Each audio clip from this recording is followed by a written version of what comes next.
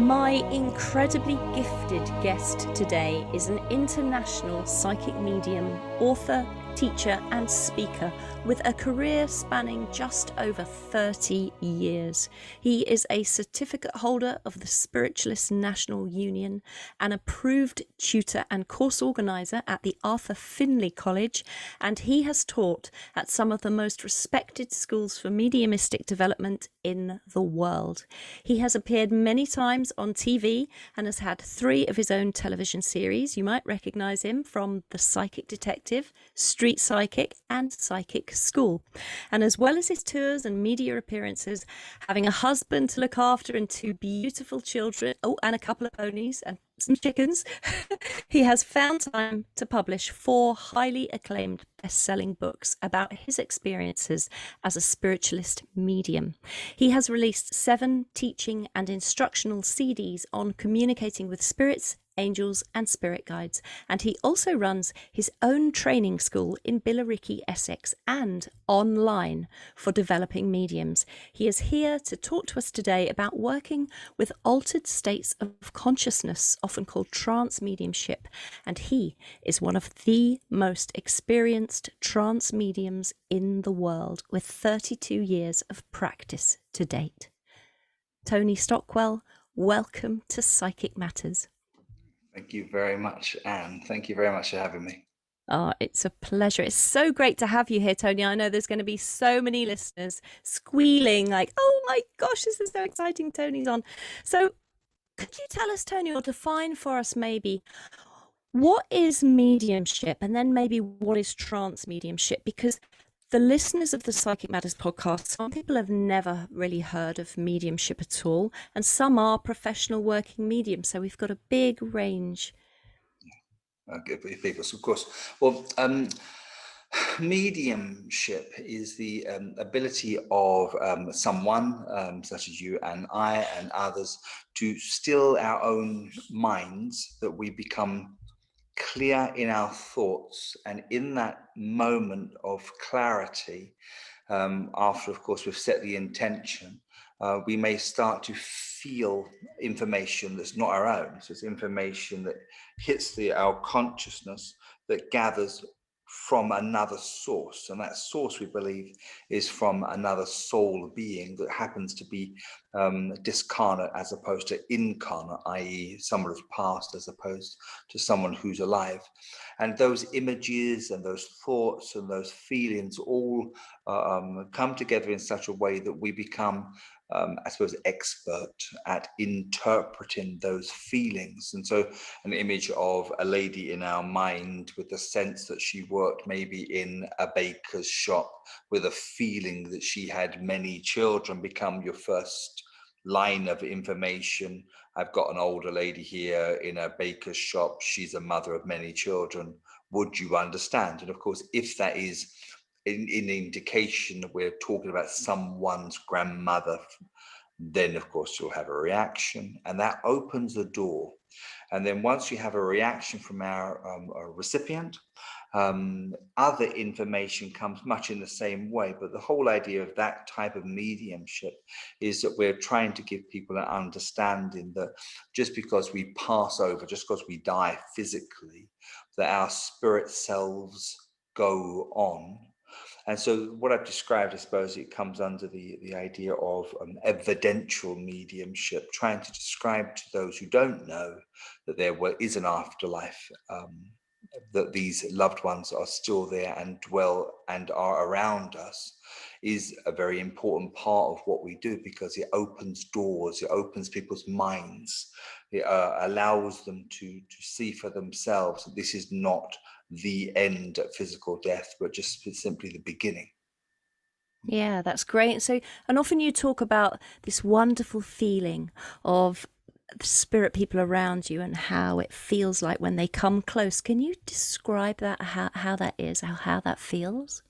Well, thank you. Well, the feeling differs, no question. So the mind of the medium grapples, I think, to begin with. When we start a reading, which I've just done a reading, fun enough, with a lady, although it was mainly life guidance, towards the end, the feeling of a man with the mechanics. He had his own professional garage.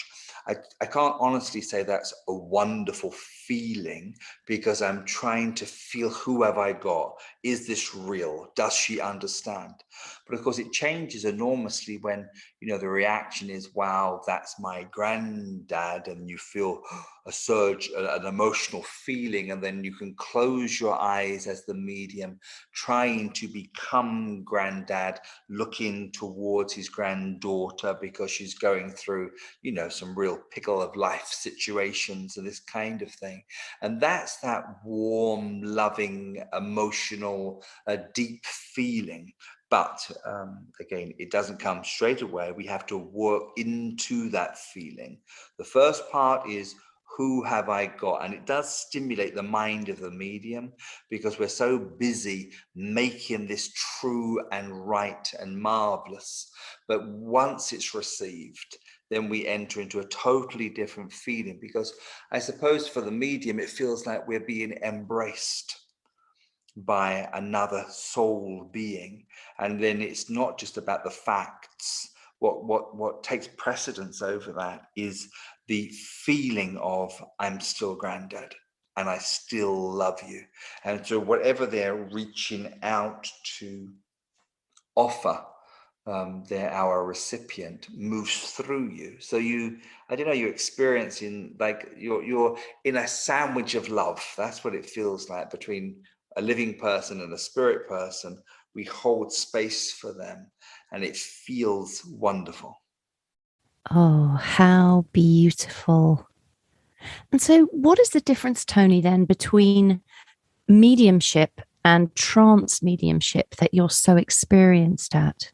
It's mediumship, so therefore you would imagine is the same, but in reality it feels very, very different. And to my mind, trance mediumship, I suppose, it's that same wonderful, loving feeling that we've just described, with normal communication, the feeling of, once she knows it's granddad, we can close our eyes as the medium and move into a different space of conveying loving thoughts.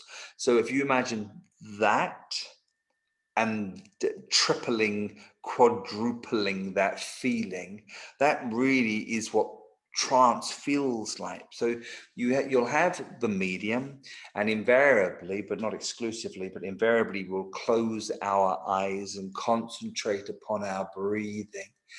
And the whole idea is, we're trying to focus the mind of the medium to become clear and very, very still. So concentrating upon each inward and outward breath, for me, has always been very, very helpful. And we're setting not only the intention of, friends from the other world, come close to me and blend with me on a soul to soul level. Let me feel you, friends. And then, of course, with time, because it's not something that necessarily happens overnight, but with time, we learn to trust, so that there is a building of a power that gathers when another soul being enters that space. And then there is this balance of, how much of the medium is aware of that, wanting to be aware, because it's a fabulous feeling, knowing that we have to become less than, that we're trying to tuck the mind of the medium somewhere in the heart of the medium, so there's more of the medium for that same soul being to entrance and manifest through. What does that feels like? That feels like the most amazing surrender. But maybe the word surrender isn't always helpful, but imagine being very lightly tucked into the cleanest, whitest duvet and held by the most protective arms. That's kind of what it feels like. And they're holding you, as then they're able then either to speak words through the medium, or maybe another one of its manifestations. Yeah, great. And I've heard you say before that spirit have no interest in merging with our physical body. They've got no interest in the physical, but that what they merge with is our spirit counterpart. So that's what you're describing there, is it? Absolutely. Well, and of course, this has always been very helpful when it dawned on me what was going on some years back, and that is that there is the physical part of the medium, there's the emotional part of the medium, and there is the mental part of the medium. But housed within all of that human is the soul of the medium. So the soul of any one of us. There is this eternal light being. There is a soul being from another dimension who is the incarnation. So although you may hear my voice and look at my physical, you may hear the words I speak. That's a manifestation of a number of things. That's a manifestation of my intellect, my emotional response, but also, God willing, is in part, at the very least, a part of my soul trying to convey. So I don't want to make this rather too confusing, but that there is a balance of the human as it operates on a spiritual level, and it's a combination of the things that make up the human and the things that make up the soul. So when spirit come close, I don't think that they actually see us as physical beings as we see each other. So they don't necessarily focus, at least, on our arms and legs or our intellect and that sort of thing. But what they are drawn to is the light of our own soul.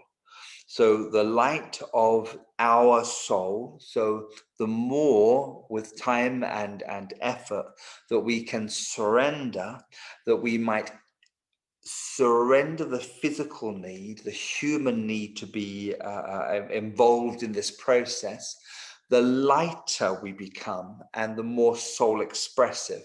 And so the light of our own soul becomes so expansive and brighter and more available to that spirit person. They're actually trying to merge with us on a soul to soul level. So their soul and our soul blending together. So, in short, they're not trying to embody our human, they're trying to embody our soul being. And so when that happens, of course, the thing to be aware of anyone that's listening that's also an aspiring trance medium themselves is the reaction can be very human. So as they blend with us on a soul to soul, we might sometimes feel a rapid heartbeat. We might sometimes feel flickering eyes. We may sometimes feel dry in the mouth, like we need to breathe in, like we're breathing for two. But those physical things that happen when we're moving into a trance-like state, it's just our human self reacting, making sense of what's now happening. And that is, for a moment or two or an hour or so, eventually, we are holding space for another soul being. So it is two soul beings holding space. And as we hold space with them, the human body has then to consider, what is this? And so there is at times a reaction. Yeah, and I think some people feel quite frightened about that, or there's a lot of fear around well, not a lot of fear, but people do experience fear around it. And I can understand that. And especially to begin with, it's almost like closing your eyes in a crowded room and inviting people you do not know to embrace you and hold you for some time. You wouldn't do it. Humans wouldn't No, do that. no, you wouldn't. Say, I don't know you, anyone in this room, come and embrace me tenderly and hold me. We wouldn't do that. So when we're working with spirits, effectively what we're doing, at least our conscious mind, is having to become very comfortable very quickly at the prospect of an unknown soul being becoming incredibly intimate with us in that soul's embrace. And the thing that I would suggest for anyone who wants to work on this level that they might encourage, and that is to recognize that these soul beings that come love us so completely that what we focus on is not so much the embrace, but the enormous amount of joy and kindness and love that we do feel when this blend takes place. And it is blissful. It is blissful. Good trance is, it's like we do enter a space of bliss. That's what it feels like. But going back to your very, very true point that some people might fear trance to begin with. They may well do, and I understand it completely. But when they surrender themselves to feel the love that comes within that embrace, there's no fear available, no fear needed. Yeah, that's beautifully put. So, what would you say is the purpose then of sitting in trance and getting this closeness to spirit? Yeah, good. Well, trance has been around for always. You look at other cultures around the world, they will dance to get into that same trance feeling. Some will meditate, some become very reclusive. Some may take other substances sometimes to enter this very heady space that makes us available. So we in this, Western world, and from my background, which is very much through the spiritualist church, which I honor completely, my tutors were very much of that same vein, and I was very, very lucky to in my earliest development to see some very good and authentic trance mediumship. So to answer your question, I take my mind back to when I'm sort of 17 and 18, and I was sitting with people like Marcia Ford and Joan Barham, who are names people do not know, and why should they? These are local mediums when I was growing up, and they were wonderful mediums, and they were very helpful to me. But I would sit and I would be absolutely mesmerized at the process of trance, where I might sit, especially with Joan Barham, who was a lovely medium, and she would close her eyes like she was meditating for the longest time, and then you would see a different feeling come over her face, and it's incredibly subtle, and yet when you become used to that subtle feeling, that shift, the feeling beyond the visual is incredibly profound. And it was literally like you were sitting in the presence of another soul being. So the room would change. And her guide, we often talk of the term guide, would come in the guise of a nun, which I know people will snigger at. Why would a nun come through a medium, that kind of thing? I don't know the answer to that. But now I potentially would possibly know more, and I would suggest that Joan in herself may well have been the reincarnation of someone who knew the same said nun, because I think now our guides are actually our soul friends from other experiences. So it may well be that Joan, the medium, had once lived the life of a nun, and the guide that was coming through not only was, her spiritual sister, but maybe her sister in a convent or something like this. But either way, she would blend with this soul being. It was profound. The atmosphere would change. The corners of her mouth would kind of rise and fall, and the lips seemed to quiver. And then you would hear a voice. It was her voice, Joan Barham's voice, no question. But the intonation, the cadence, the feeling of the voice was very, very different. But more than that, the words and the kind of language it was used was very, very different. And it was always a practical application, in as much there would be great advice being given. But what is the purpose of, when I take my mind back all those years, it really made me recognize that the other world is a real world, and it's full of real individual once human soul beings who are wanting to reach out and affect our world, at times wanting to intercede on our behalf through turbulent and difficult times, etc. It gave me a feeling of it being real. It gave me a feeling of not being alone. And that feeling intensified when I would sit with Marcia Ford, also another great trance medium, both ladies now long past. And she would have a guide come through and he would announce himself as Tarpo. And Tarpo would speak. And I was very lucky because, you know, Marcia liked me, and she would invite me to her home where I would sit just one-on-one with her.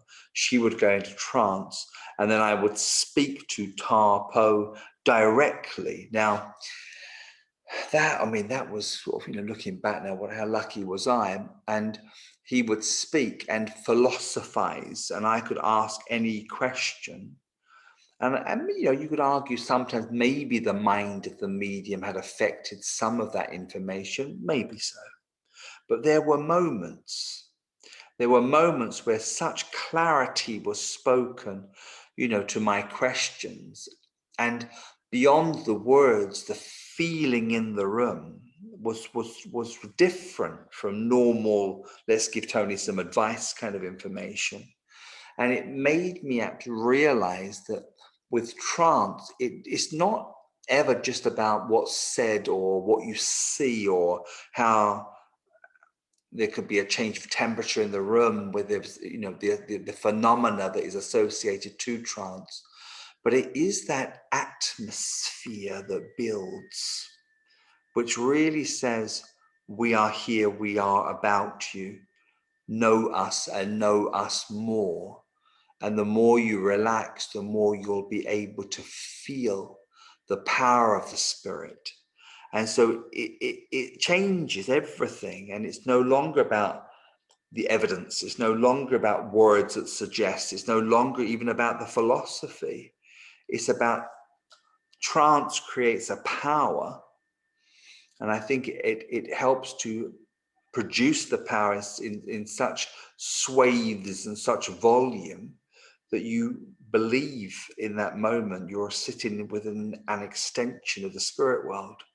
So purpose of trance, lots of different purposes, you know, when we start looking at transfig and trance healing and all those sorts of other things. But certainly it encourages the seeker to feel the spirit world without having to journey there, you know, upon our death. It gives you a glimpse of an afterlife. And you always say that trance has to be felt. Absolutely, yeah, you absolutely, and you're so right. The authenticity of the trance and the trance medium, it cannot be measured by the words and anything you may see, but it's the way it makes you feel. And good trance should make you feel as though you are in the presence of an evolved soul being reaching out on our behalf. Yeah, it's extraordinary because I have seen you demonstrate trance. I've been lucky enough to do that several times now. And it is about the feeling in the space. It is an extraordinary thing to experience rather than witness. Even it's to experience it. So when you're teaching this, you teach that about setting an atmosphere before you begin, because that helps to build the power. Can you talk a little about that, perhaps? Yeah, of course, because sitting for trance, I'm going to say it's a holy thing, but the word holy, sometimes, you know, we look at that as a religious, you know, holy, which I don't want to do at all. But there is a holy, different feeling that's lighter and brighter and more in tune with that power that some people may call God or the Great Spirit or the power of the universe. And we're trying to align ourselves with a greater power that surrounds us to make all of these wonderful things possible.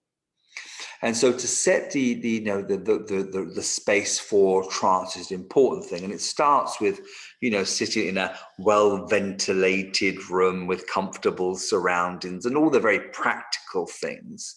Sitting in a smaller group, for the trance development.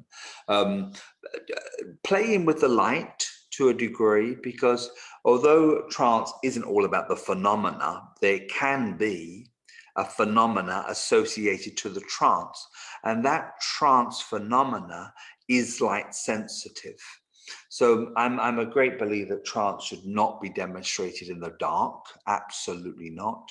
But I love to sit for trance in subdued light, which I know people might think, what's the difference? But I like to know when I'm watching trance that everything's okay and kosher around me, that no one's got up, no one's moving around. It's a silly thing to say, but it is exactly what I like to know, where the humans are, so I can focus on where the spirit's coming in.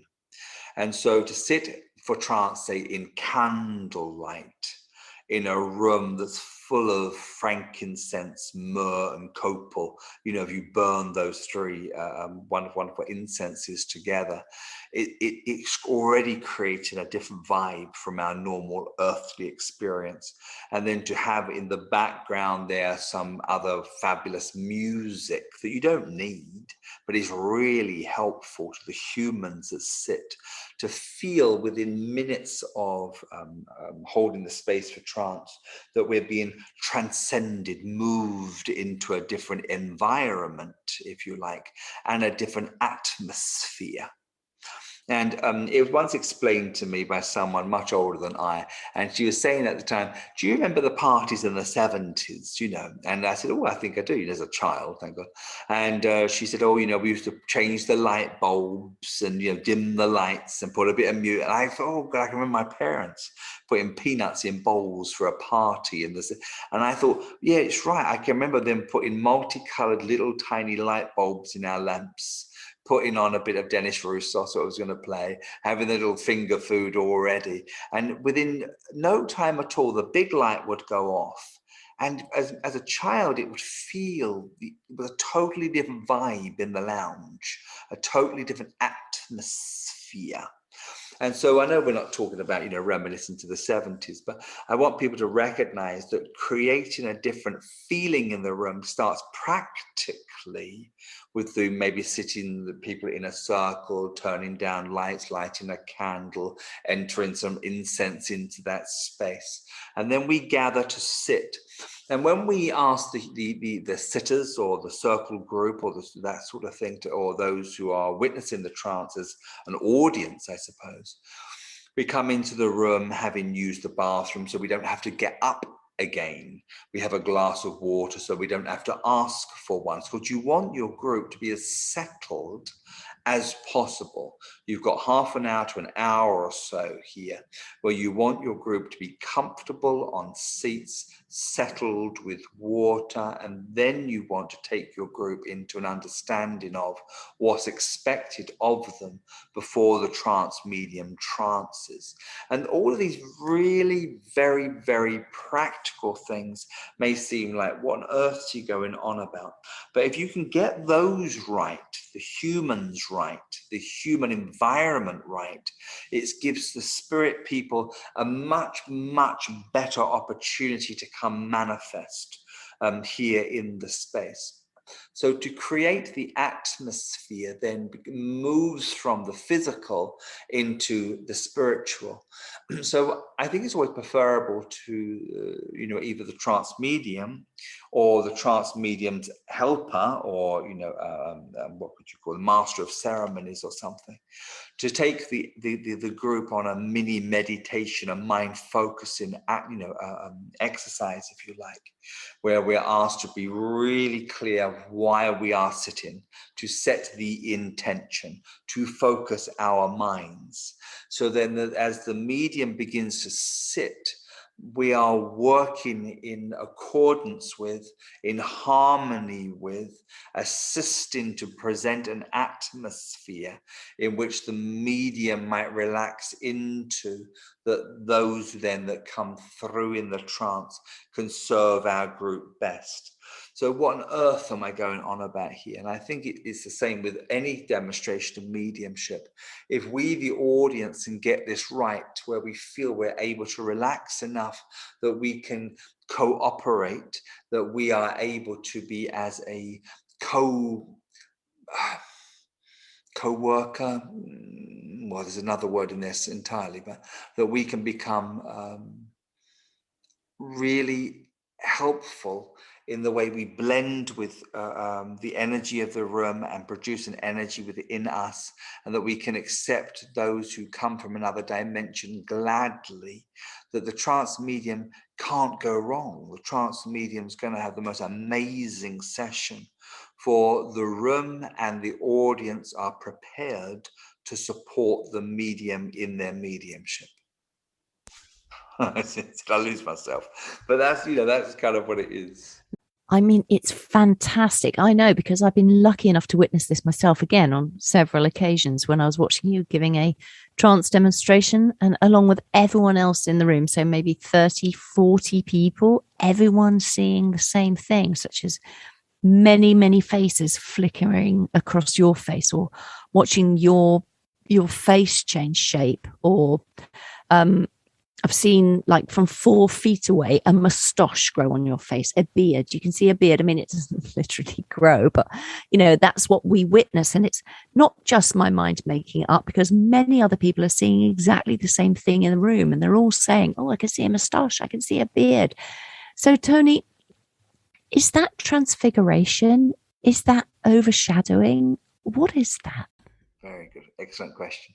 Well, I've been talking to lots of trance groups recently, different trance programs, and we're talking about the visual aspect of trance. So trance in itself is the surrender and the blending of a soul of being with the soul of the medium.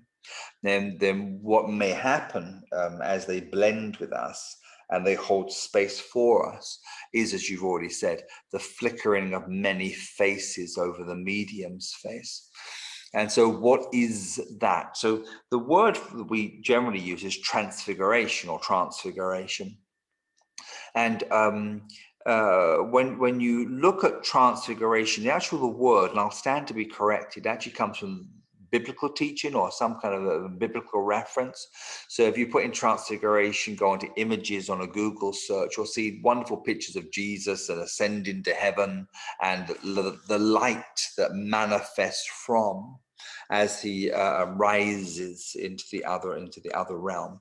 And they refer to the word transfiguration. So I think the word has been used by those who are well gone now, long past to the other world, possibly mediums, from the late 1800s and early 1900s.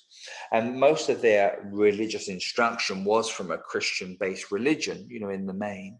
So I think the word transfiguration has been used. What does it really mean? I think most people in the know will talk of transfiguration when it's almost you stand at the side of the medium or sit at the side of the medium, and there's almost like an independent face over the medium's face. So I've seen this before. I know it's going to be very true. When I sat some years before the late Jean Skinner passed, who was a wonderful transfiguration medium from the Northeast. And I was lucky to sit with her on a number of occasions. And I looked at the side of her whilst hosting an event for Jean. And you could see her face and its outline, and that sort of thing is the outline of her face. And then over her face was a misty, moving, I'm going to say the word mask, but flimsy, moving mask. Fascinating, absolutely fascinating. So I often use the word transfiguration really when something's far more substantial that builds over the features of the face of the medium. Now, when you talk about these flickering faces, I don't think they require that same mask or that depth or that physicality to them. So what is that called? I'm not so sure myself after all these years, but I think an overshadowing is a good term. It's a good space to or good word to use. Reflections of spirit, transplantation. There's lots of different words that we might use, but I think being overshadowed fast and furiously when the energy is up and it's highest. But you can't say it's not real, because I know for a fact people often call out seeing people long dead over the face of the medium in a very profound way. You know, people often will cry and call out, and they've seen people's faces over the face of the medium. You know, most of my experience is just my own mediumship, but I'm sure it happens in other people's mediumship too. But that idea of seeing as an audience member the face of someone you love over the face of the transfiguring medium, you can't take that away from someone. I mean, that's the evidence and the confirmation that we seek out, isn't it? Yeah, and it's an extraordinary thing, because I did witness that myself with one of my uncles, flashed across your face for a nanosecond, and it really took me by surprise. I was like, oh my goodness, it was extraordinary. I find that funny because, you know, I'm maybe probably heavier than I should be, white, full-faced, Yeah. and yet people will talk about seeing other relatives and loved ones that are totally different shape and size and skin color, skin tone, but you can't see. So I was only speaking to one of my ladies only about maybe possibly 3 or 4 weeks ago now, and she's an African American lady, but she said, I saw my mother, and you know, the skin seemed to go dark, her mother's features for a moment or so. How the hell do you do that sort of thing? Because Yeah. that is, you know, you would imagine if it was just, you know, people looking and hoping that they might only see people that vaguely resembled the medium, whatever the medium looked like. But when you're having wonderful responses for people that come from different spaces in the world and different genders coming through, and they're convinced of what they've seen, I find that very exciting. Yeah, it is. It's extraordinary, and it is very exciting when you witness it, I have to say. And then trance as well, Tony. You can use the trance state when you're creating something, baking a cake. Speak about that as well, because perhaps we realise how they can use it, well, not just mediumistically.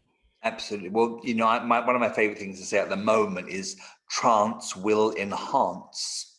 And funny enough, one of my ladies has sent me 2 T-shirts, very printed up with trance to enhance or trance will enhance, which I think is fabulous. So if, for instance, you know, you have a talent for playing the piano, you could sit at your piano, learn to close your eyes, call to the other world, friends, inspirers, come gather close to me. And if in your number there is someone who wishes to play the piano with me, come friends, come join me. And so you'd have to have the basic talents, I think, of playing the piano. But as you close your eyes to play, it may well be that there is other beings that are able to entrance, move into the space of the medium, and they move the hands differently. They create, they recreate melody, you see, that's outside of the experience of the medium themselves. And I'm reminded of the late Rosemary Brown, I'm pretty sure I've got her name right, who was a pianist, who then learned how to become entranced by wonderful musicians of yesteryear that she was convinced were coming through, and they would compose and play through her in this way. Those people with a talent to draw might increase their ability to create something spiritually by closing their eyes, moving into that trance-like feeling, and allowing those artists from the other world to come through and influence the drawing. Those of you already said that can cook, that can create with food.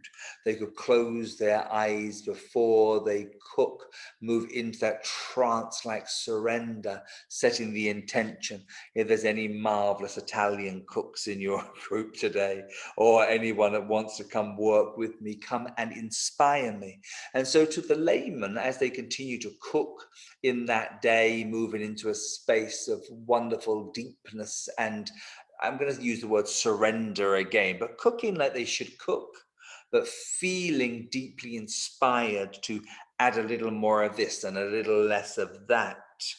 Spirit can come through and cook all over again by inspiring the mind of the chef, etc. And you can pretty much, talk of anything about anything: car mechanics, a hairdresser, makeup artists, etc. I think it's easier if you have a basic talent or a good talent for the thing you're working with. Then it's so much easier for spirit to come in and gently inspire and offer a helping hand through inspiration. Yeah, so, and you can do that in a lit room and the workplace, etc. So trance will enhance creative, creative things, create creative pursuits. Trance will help within creative, can't speak the words, I'll say it one more time. Trance will inspire and will improve anything we do creatively. Yeah, beautiful. And then going back, Tony, who were our early pioneers of trance mediumship? Where did it come from? Well, I think it's been around for always, and I am reminded of my one of my good friends. Her grandmother was a spiritualist medium, but when there's no television back then, and the grandmother would just sit and talk to her granddaughter who lived with her by the embers of a fire, and would quite often close her eyes almost to fall asleep, and her guide would speak to her directly. So I'm thinking of this one old lady from Yorkshire many years ago who would literally close her eyes and allow other people to speak through her. But there have been famous trance mediums before, people have worked in this way. And not that I know lots about the work of Andrew Jackson Davis and people like that would work. Edgar Casey, known as the Sleeping Prophet, the Bang Sisters. These peoples were known to go into a trance-like state. The late Ivy Northridge, who with her guide Chan, etc. And then we had people like Grace Cook, who would channel the intelligence and personality of White Eagle, Estelle Roberts and her guide Red Cloud, and that kind of thing. So there have been very well-known trance mediums over the years, but it's like everything else, not so much now. Not so much now. There's a couple of trance healers that I know that work very well, I'm sure, and they would work through and with one of their guiding spirits, to bring a healing to those in need. But it's almost, I don't want to say fallen out of vogue, if that's clumsy, but where, in my youth, sort of 36 years ago when I started, I would go to a Sunday service, and quite often the medium would go into trance, standing up and offer the service, or the address rather, in trance. And that was commonplace back then. No one thought anything strange in that at all. The medium would say, "Hello, ladies and gentlemen, my name is," now it's time for the address. They would close their eyes, their head was tilted slightly to one side, and a voice that was not their own would speak aloud to the group. But we don't see that anymore. You don't ever see that now. And I wonder why, because if we are, as a group of mediums, desperately trying to bring the voice of the spirit, it's almost like we've lost the confidence to do it. And so where do you think it could go, you know, in the future? Where do you think we're heading with trance mediumship? Well, I'd like to say, it's going to have a resurgence, which I do see, So, from the trance groups, there's a good number in trance groups now of 30 and 40 peoples, in a group.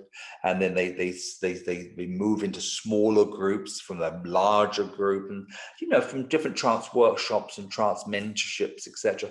I mean, maybe there's sort of 100 people under my wing or something like that, or have been that are sitting for their own trance now. So, God willing, from a good 100 people, there's going to be a good number of those who are going to take their own classes. They're going to sit to demonstrate for the public. They're going to become trance healers, transfigure, etc. So, where will it go? Hopefully on the up. Hopefully the resurgence. I think because trance, it asks normal people who are just inquiring, to believe that as we close our eyes, we are joined. And I think because in the West, we're quite skeptical over this sort of thing, and for good reason, I'm sure. But if people just be open-minded enough to support the mediums who are advancing, that are developing, and recognize it's not, to begin with at least, all about the healing and all about the transfig and all about the voice, but rather more the atmosphere, and look to that first. What I hope is trance will become commonplace. Trance will be very much back on the map. And I think if we have some good trance mediums around, it can be so beautifully convincing that spirit truly are coming close and walking among us here on the earth. That if we can allow people to recognize that as true and valid, then I think what trance may become is a very real portal between worlds. Because I'm quite convinced again that trance mediums become a portal between the two dimensions, and that anything can happen when that truly opens. So exciting. And you are a fantastic teacher, Tony. And I know that you have been teaching trance mentorship schemes for several years now. And you have one that's about to begin again later this year. If people were interested in going on those courses, can you explain what you teach and what they might experience on those? Yeah, sure, of course. Thank you for asking. Well, the new trance program is monthly meets with me. Me desperately trying to present something that I've never said before, a unique perspective with regards to trance, giving practical advice of how to sit, what to sit for, moving each month as along to different aspects of trance. And all during that time, after the first few months, giving people an opportunity to set up mini groups that sit, weekly, that people then can put into practice what it is I'm trying to teach. Then we get together, I think it's 2 sessions in the course, that people sit with me on a one-on-one, that I might advise and move them on a little bit more of their trance. Some opportunities to watch me demonstrate trance mediumship is another thing entirely. So I sit exclusively for the groups assembled. So it's anything and everything, but trying to support, trying to come up with fresh information, and giving people the courage, I suppose, to sit for their own trance development in a way that feels safe and authentic. And of course, holding people aright when they have a little crises of faith and that kind of thing, because the whole thing is so marvelous that I think sometimes our human selves battle. Is this possibly real? Because it's almost too marvelous to behold. But I think that's what's so wonderful about your mentorship programs, that you are there to secure and support and nourish and nurture and guide. And it's such a safe and beautiful space to learn in and develop in. And also with your teaching, I've been lucky enough to do mentorship programs with you in the past. You always teach from a place of almost direct connection from spirit, and so your teaching is always completely fresh in the moment, and that's what's so exciting about it. Oh, bless you for saying so. Yeah, it's very kind. But I just pride myself on desperately trying to present something that I've not thought of weeks before. So I think a great part of spiritual teaching is also trying to be open to fresh layers of information. So I do see teaching our work, whether it be trance, mediumship, or anything else, as a part of mediumship. So we're attracting fresh perspectives from other minds. Mm. And so just before you go, because I know you've been speaking to us for a long time and we so appreciate it, but perhaps for those people who, for whatever reason, won't be able to come to one of your mentorship programs, have you got a small exercise you can advise them, something that they can do just into that light trance state? Oh, absolutely. So it would start with sitting comfortably and sitting in a space you're unlikely to be disturbed. Maybe turning down the lights a little bit. So it's creating that cozy atmosphere. With eyes closed, focus on the breath, deep and rhythmic. Concentrating on each inward and outward breath. And I would simply breathe for a minute or two, which may seem an awful long time, but it works. Sit to breathe, and when a conscious thought jumps into your awareness, breathe and take the concentration back to the inward and outward breath. And then send in a thought clearly, concisely. Guardian spirit, come close to me. So attract one who no doubt walks with you in any case, as done for always. Come blend with me, come move into my space, and then take the thought back to the inward and the outward breath. And then maybe some minutes later, I encourage you again, friend, come blend with me, come sit with me, back to the breath. And then as you go back again, it will feel different each time because the process of trance is subtle yet profound. So each time you go back, come close, you'll start to feel they're much closer than you realized. And what you're looking for, the goal here is almost to sit like you're being embraced by someone who loves you more than you've ever realized. And it should feel warm and centered and good. Sit maybe 15 minutes at a time and then breathe, moving fingertips and toes, grounding yourself and come back. No fear, no theater, no silly, just a gentle blending feeling of loving soul beings. That is beautiful. Thank you so much for going through that. That's just wonderful for people to have that to try out at home. Tony, thank you so much for your time today and sharing so willingly your knowledge for everybody here for the Psychic Matters podcast. We really, really appreciate your time. No problem at all. Thank you, Anne, for asking me. Thank you. Hi, I'm Anne Teato, and I just want to say thank you so much for listening to the Psychic Matters podcast. I've got 100 videos coming up, so don't forget to subscribe, and then you won't miss any of them. If you've got friends who you think would enjoy this episode, please do share it. And if you'd like to take a look at the show notes and links, or you just want to book a reading with me, head over to my website, anneteato.com. We have a Psychic Matters Facebook page. You're welcome to join. And of course, you can sign up to my newsletter on my website to find out what courses, workshops, and mentorships I'm teaching over the coming months. Thank you again for listening to Psychic Matters.